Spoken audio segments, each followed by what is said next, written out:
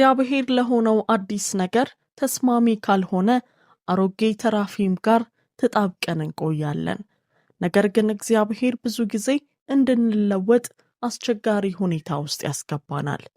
አንድ ነገር እየተሰበረ ነው፣ ግን አዲስ ነገር በአየር ላይ እየተንሳፈፈ ነው። እንደ መጥፋት ሊመስል ይችላል፣ ግን የእግዚአብሔር አቅጣጫ ነው። አሮጌው ነገራችን ወደ አዲሱ መሻገር አይችልም። ባለፈው መሬት ላይ ቆመህ ወደ አዲስ ዘመን መግባት አትችልም። እግዚአብሔር አዲስ ነገር ሲያደርግ እንዲራመድና እንዲንቀሳቀስ ቦታ ያስፈልገዋል።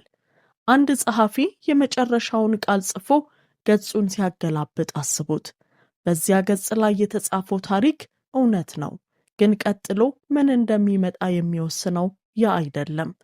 አሁን የምታየው ባዶ ገጽ ባዶ አይደለም፣ ይልቁንስ ገና እውን ሊሆን